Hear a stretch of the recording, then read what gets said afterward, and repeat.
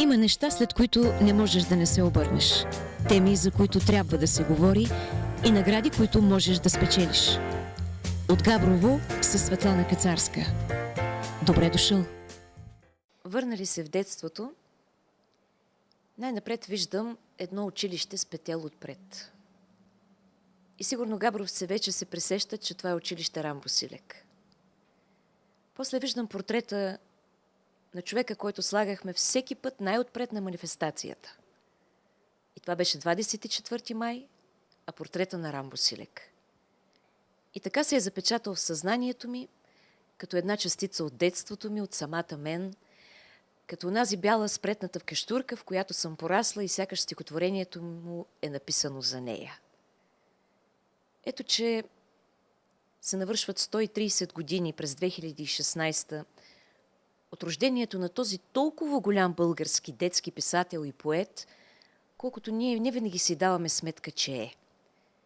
Защото света е порасъл с Пипи Дългото чорапче, а аз и много други, с Патиланското царство, с баба Цуцулана, с смехоранчовците, с Патиланеца. Това е нашето Пипи. И знам, че има едни хора, които тази година по програма Култура на община Габрово генерираха една невероятна идея. Да се сетим за големия Рамбо Силек и да направим толкова неща за него. Той заслужава много повече. Но най-вероятно това ще се случи и през идната година, когато ще отбележим годишнината. А сега искам да ви срещна с председателя на Клуба на будителите в Габрово, Ивелина Елмазова, която всъщност е и представителя на основната организация, която спечели проекта. А това е рекламна агенция Елмазови. Здравей! Здравейте на теб и на всички зрители на телевизията, интернет, СТТВ. Благодаря за уважението и за това, че ще мога да разкажа и да покажа чрез снимки нещата, които направихме заедно един прекрасен екип. Преди да се конкретизирам с каквото и да било, искам да кажа, че проектът Патиланско царство се финансира по програма Култура на община Габрово, за което благодарим на общината. Но той всъщност е една идея на Клуба на будителите. В случая рекламна агенция Елмазови беше водещ, така да се каже, партньор на цялото това нещо. Го реализира чисто материалистично, тъй като, за съжаление, в света, в който живеем, има определени условия, при които трябва да отговаряш да кандидатстваш за подобни цели. Тук е да кажа, че проектът се включиха много хора, много партньори, за които, ако позволиш малко по-късно, ще ги спомена като имена. И това е един наистина огромен проект, който в рамките на 6 месеца извършихме 7 дейности. Едното е фестивал Патиланско царство, другото е Яка Жемьолова Челебял, един концерт, който беше така съвсем в унисон с празника на будителите, организирана на 29-ти зала Възраждане. Имахме патилански поход на 1 юни, имахме патилански бал в Дома на хумора и сатирата, участвахме с карнавална картина, децата от детска града Явор, които бяха наши партньори, направих една пътуваща книжка с снимки, илюстрации от героите на наистина този любим автор, с който всички ние, не само от Габрово, но и от България, нашето поколение, сме пораснали на Рамбо Силек. Също така направихме пътила за пораснали деца, където порасналите деца във Фейсбук страница Патиланско царство може да видите повече информация, разказват своите пакости, удори и нищеца, които са правили като деца. Нищо, че сега са, примерно, известни, преуспели хора или просто едни сериозни възрастни, но все пак са били деца. Също така в самият проект имаше и нещо много красиво, което от цял свят ни изпратиха габровци своите послания от името на техните деца, защото ние си мислим, че сме пораснали с стиховете на Рамбо Силек за къщичката с 2 лепи отпред. Но истината е, че вашите зрители ще видят от видеята, които ще предоставим, които вървяха по време на концерта Яка Жемьолова Челебяло, деца българчета от Канада, от Нова Зеландия, от цял свят, габровчета, облечени в носи, цитирайки именно някои стихотворение или някой разказ, или пък някоя приказка преразказват с книжката на Рамбо Силек, което е толкова докосващо, че наистина човек се чувства някакси на място. Чувства се горд, защото все по-рядко не се случва. И този проект наистина е в резултат на усилията на много хора, които направиха много повече, отколкото аз самата очаквах, че ще се случи. Всъщност много често се говори за това, че авторите отживяват, че им е минало времето. А от всичко, което разказваш, от ходенето в детските градини, в училищата, от празненствата, разбирам, че времето на Рамбо Силек съвсем не е минало. Ами аз ще оставя вие сами да прецените, след като видите материалите, които ще ви предоставим, защото примерно в училище Рамбо Силек, които бяха наши партньори, мога да кажа, защото ти си учила там, както започна в началото, тази енергия продължава да живее и да се материализира. Там Акул Родолюбие, на които благодарим, госпожа Браникова и други там госпожи, които ни помогнаха. Въобще не е вярно, че нещата безвъзвратно се отиват. Има хора, които поддържат огъня на традицията, с която генетично ние някакси, макар и по-малко може би, я препредаваме на децата си. И това зависи от нас, възрастните, доколко ще ги заразим с нашата страст към коренната ни система, наречена Габрово, наречена Рамбо Силек, който е национално богатство и будител на всяка детска душа, според мен. Добре, разкажи ми за другите, които се включиха в проекта. Първо да кажа за нашите партньори, само да не пропусна някой. Да, важно е да не пропуснем, защото така всички се раздадоха до безпредел. Значи клуба на будителите наистина са най-големия партньор. В това число искам персонално да благодаря на Маргарита Стоянова, на Марядана Проданова, на Евелина Пенкова, на Силвия Неделчева, на Велина Махлебаджиева, на Русица Кънева, на Светослав Славчев, на Иван Стоянов и целият екип на камерната музика, които участваха така съвсем с цялото си сърце и професионално на концерта. Я кажи ме облаче бяло. Искам да благодаря на теб за това, че ни отразяваш, защото не си длъжна да го правиш. И най-вече искам да благодаря на онези 1200 деца, може би малко повече, които се включиха в нашите 7 инициативи, които наистина направиха така, че сме си пожелали до година да направим един по-добър фестивал, който надявам се този път времето да е с нас и да е на открито, а не в зала Възраждане. Още децата, които ходиха на поход пътелански, ни се обаждаха да правим още походи.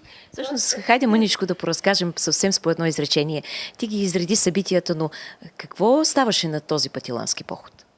Ами на пътеланския поход децата минаха в тази екопътека, която е от тая кетъра, нагоре към Соколския манастир.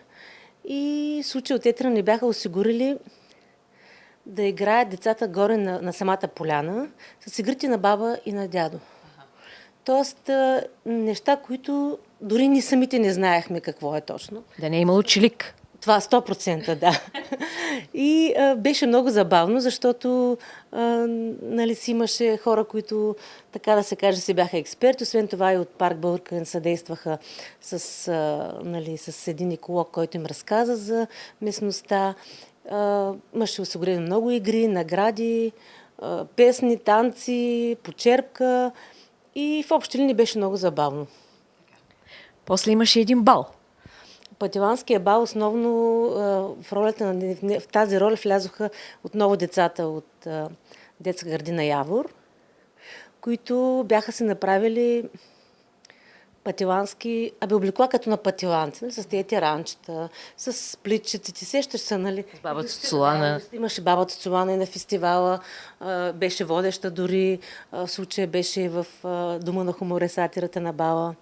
Рамбо Силек също бяха се погрижили. Просто това беше един купон, в който децата ядяха много сладолет, защото е забранено да се яде много сладолет. Почепката основно беше от такива неща, които децата обожаваха. Контрола беше до минимум и всъщност правихме забранени неща за децата и те бяха също много доволни. С нищо не сме прекалявали, разбира се, но ти сама знаеш, че децата обичат свободата и възможността да проявят себе си. И ние заложихме и при фестивала, и при похода, т.е. не е имало нищо доброволно под натиск, ако ме разбираш. И случая на бала, И всички от тези конкурси, забавления бяха на ръба, нали, на леката забрана. В което те просто са били малко по-щастливи от други ситуации, когато учим децата какво да правят, а не как да го направят. Нали, тази разлика. После? После 12-сериозната част, самия концерт. На този концерт чухме гласа на Рамбо Силек. Хайде сега да го чуем. Вървях с наведени и търсещи очи и си представях как намирам сребърната дволевова монета, как я давам на учителката, как ме абонирава за списание Звездица, как чета хубавите приказки, разкази и стихотворения и на душата ми става и светло, и хубаво. Така унесен, аз стигнах до пазарището, после се върнах, пак отидох, пак се върнах, пак отидох, пак се върнах.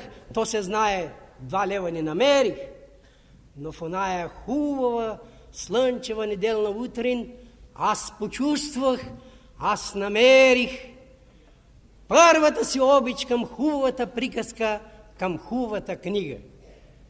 Намерих първото си желание, когато порасна, ако мога да пиша и аз такива хубави приказки, каквито ни четеше русокосата учителка. А когато се върнах в къщи, там намерих нещо още по-ценно.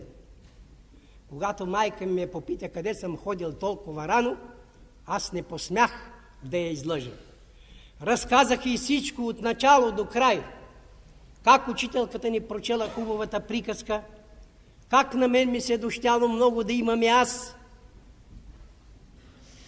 книжка, като тая, от която ни четеше учителката, как не съм посмял да й поискам 2 лева за списанието, защото съм знаел, че тя няма пари и ще стане много мъчно, че не може да ми даде.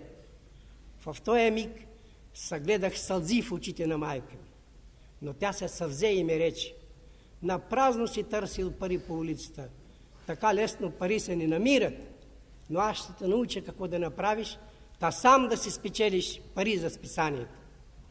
И още същия ден тя ме заведе едни наши познати, които държаха гостилница, и уговори със стопанина на гостилницата всяка сряда след обед, всяка събота след обед, всеки неделен и празничен ден, когато не отивах в училище, да отивам и да помагам на прислужниците на гостилницата.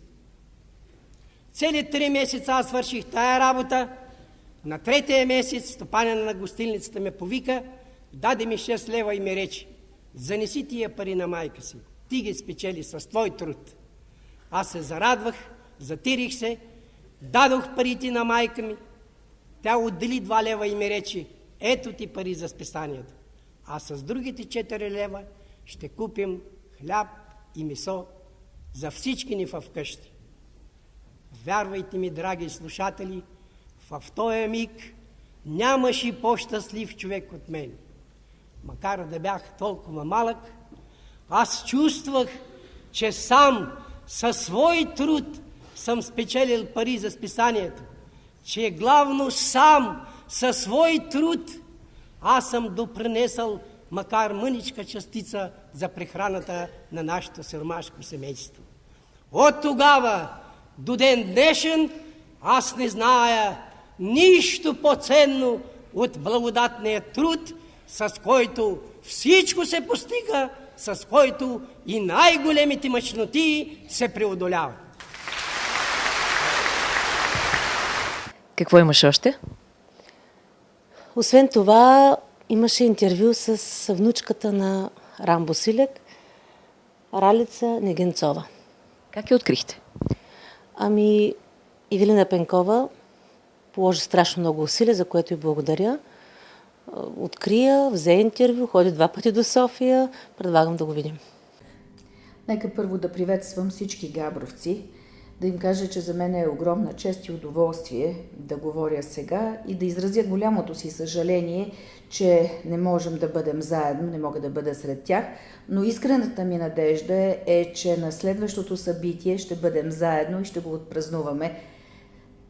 заедно всички. А кое е любимото ви произведение на Рамбо Силек? Те не са едно и две произведенията, но може би защото съм закърмена с родна реч. Това е едно от любимите ми стихотворения. То показва, че всеки един човек има реч, която го отличава от всички останали, че трябва да се бори за чистотата на тази реч и особено в днешно време, когато младото поколение, включително и моя син, все повече и повече обичат да пишат онези съкратени начини. Вярно е, електрониката, съвременните технологии са нещо добро, но от друга страна те ограбват хората. Именно в това речта, която има между хората, да усетиш чувството, вълнението на всеки един, когато говори от една страна, а от друга страна, когато пишеш, да пишеш на родния си език. Кое от произведенията на своя дядо прочетохте за първи път на своя син Божидар? Родна стряха е първото стихотворение, което му прочетох. Той много се вълнуваше още от съвсем мъничък от "Я кажи ми облаче бяло", а като поотрасна, с интерес за него бяха всичките лудори на пътиланци. Споделихте ми, че вашия баща Босилко е един от прототипите на героите от Пътиланско царство. На кого и как се е случило това? Да, дядо ми е писал Пътиланско царство, когато баща ми е бил относително малък. Пълен прототип не, но случки от неговия живот също така са били в основата на някои от историите в Пътиланци. Баща ми не е бил от най-кротките деца, но за сметка на това пък изключително винаги обичаше произведенията на баща си. За него беше голяма гордост това, че Рамбо Силек е негов баща и се мъчеше по един или друг начин да бъде достоен негов последовател. Какво ще пожелаете на габровци? На първо място на всеки един човек е необходимо здраве, много спокойствие, много лични и професионални успехи. Нека не забравят, че са българи, да не забравят габровци, защото те носят своята специфика и с пожеланието в най-скоро време да бъдем наживо заедно. А гласа на Рамбо Силек как намерихте? Благодарение на един от членовете на Клуба на будителите, Велина Махлебаджиева. Ето как човешкият фактор, нали, случая е наистина този, който прави нещата да се случват, от архива на Българско национално радио, които бяха партньори на нашето събитие. Също така библиотека Априлов Паузов ни осигури доста книжки, които сканирахме и показахме като първи издания. Тоест имаше доста така много стойностни елементи, които доказват, че тук нещата наистина продължават. Те не просто съществуват, те продължават и ние сме длъжни като габровци и като хора, които сме будни към ценните неща, да ги съхраним, да говорим за тях и да ги предадем нататък към децата, защото те са част от тази верига. Поне аз така мисля. Камерният оркестър дойде да свири. Иван Стоянов винаги е отворен за такива неща. И накрая разбрах, че са били всъщност записите на децата от чужбина. Всъщност те как разбраха, как се включиха, как организирахте това? Ние направихме много сериозна кампания информационна, в която не само на Фейсбук страницата, която всички могат да разгледат Пътиланско царство, има качените пътилата на порасналите деца, но и тези записи са съответно с лични контакти, с имейли. Всъщност използвахме всички средства, защото не е тайна, че всеки втори човек има поне 2-3 приятели, които са някъде, дали в Нова Зеландия, дали в Америка, дали в Германия. Децата ни просто са навън, за съжаление. И в тази връзка от уста на уста, от имейл на имейл, от Фейсбук на Фейсбук, от покана към покана, се случи така, че наистина от цял свят ни изпратиха много мили пожелания и споделяне на тема "Аз съм българче" и нося българското в себе си. Какво беше въздействието върху публиката? Аз бих се разплакала. Ами голяма част от тях казаха, че са тръгнали с буца, нали, както се изразяват образно или метафорично, на така не са не можели да преглъщат. Една госпожа, много така директорка на едно заведение, каза, че през цялото време е плакала. Лично аз се притеснявах, когато, нали, видях сценария, когато видях материал, че това е толкова сериозно и някак си на ръба, нали, на мъката. Направо ти е мъчно, като го гледаш, като го слушаш и се казвам, Боже, хората ще се намъчнят. А всъщност не е било точно така. То е било вълнуващо, че все пак това объркано време, в което живеем, където ценностите, където тая меркантилност превзема всички и всичко на всяка цена, някак се доказва, че нищо не е загубено. Ами, значи трябва да продължите. 130-та годишнина е до година. Така че стягайте се. От тук на къде? Истината е, че имаме доста идеи и най-хубавото е, че дори днес звънах в един вестник във връзка с една публикация по друг повод и ми казаха, ще ви спратим няколко страхотни идеи, сме измислили за до година, които може да ги включите. Тоест, ние заразихме хората. Наши приятели, познати, които знаеха за това какво правим. И фестивалът ще бъде още по-добър като концепция, ще има още по-интересни арт-работилници, за които ще видите в снимковия материал. За концерта, я кажем, облаче ли бяло, все още не сме го измислили. Не знаеме дали ще получим подкрепата на общината, но сигурно ще получим подкрепата на гражданите и на много хора, на които им доказахме, че не се направихме нещо със сърце. И сега може да кажа партньорите, защото ги пропуснах. Естествено. Това беше твърде важно. Благодарността е нещо важно. Регионален ресурсен център за култура Фабриката, Клуба на будителите, Рамбо Силек, училището, целодневна детска градина Явор, Имка Габрово, Народно читалище Свети Дамаскин и Онуфри Габровски 2011 квартал Падал, град Габрово, Народно читалище Христо Ботев, село Гарван, община Габрово, Народно читалище Христо Смирненски, библиотека Априлов Павлозов, Камерен оркестър Габрово и Българско национално радио. Благодаря на всички, но пак казвам, нека да не забравяме хората, които стояха за всички тези организации и наистина направиха нещата с цялото си сърце. А това е доказателство, че можем да работим заедно и че този клуб на будителите има смисъл. Така ще завършим и накрая ще чуем децата, разпръснати по различни краища на света. Бива ли така? Атрам Босиляк. Я кажи ми, птичко, ти ли каза всичко, че трябва на мама и баба? Ти ли тате да се мрещи? Ти ли ме създаваш ядовита вкъщи? О, така не бива. Птичко, помисли си. Ти по-малка от мен ли си пакослива? И в праха се ровиш, и малини зовиш, скачаш по тревата, мокри си краката. И аз виждам всичко, но мълча и трая, ще знаеш ли всичко какъв ме края. Сладкопойна чудна птичка, слушам всеки час. Ту обади се в количка, ту запееш красно. Всеки жега, чайничка, звънкови гласче, сладкопойна чудна птичка, наскокливата козичка, медното звънче. Бяла спътната къщурка, свели би отпът, тука майчина милувка, сетих най-напред. Тука под липите стаи, невинна шега. Тук с весели другари, скачах и се смях. Къщички, на нита златни, кът свидени мил, и за царските палати не бихте сменил. Бяла спетата къщурка, с две лепи отпред. Тука майчина мелувка, сетих най-напред. Тука потъпите стари, невена шигах. Тука с весели другари, скачах и се смях. Къщички на ните злати, пред сидени мил, и за царските палати не бихте сменил. Бяла спретната къщурка, с две лепи отпред. Тука майчина милувка, сетих най-напред. Тука под липите стари, неведнъж играх. Тука с весели другари, скачах и се смях.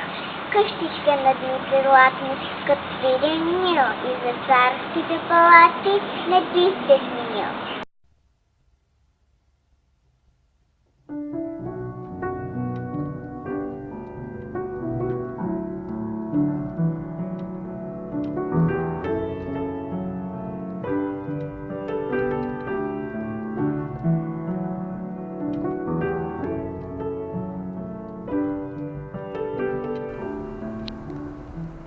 Кажи ми, облаче бяло, отде идеш, де си ми летял?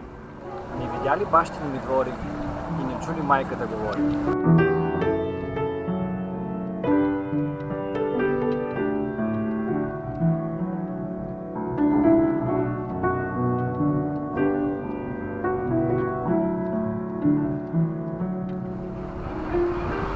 Що ли прави, моето чедо мило, с чужди хора, чужди хляб делил? Ти кажи, облаче ли бяло, жив и здрав, че тук си ме видял.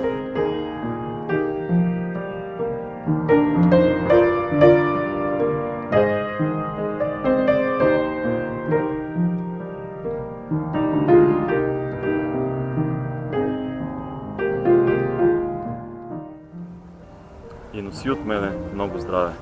Много мина, мъничко остана. Наближава в село да се върна. И се върна майка да прегърна.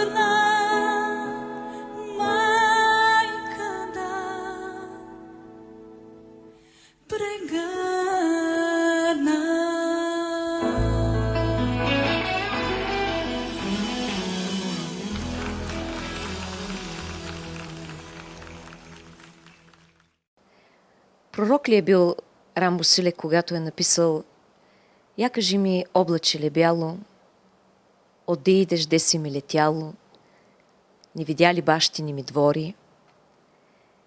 Не знам. Всъщност на гениите нещата им се дават свише. Но пък, след като децата продължават да рецитират неговите стихове и да разказват приказките му, значи българщината, дори разпиляна на парченца по света, е жива. И ако ги съберем на един празник, ще се получи онова голямо туптящо българско сърце. И ние все така ще бъдем горди, че Рамбо Силек се ражда не другаде, а в Габрово. И като празнуваме нашите си хора, така покрай това, че те са големи, и ние малко по малко ще порастваме.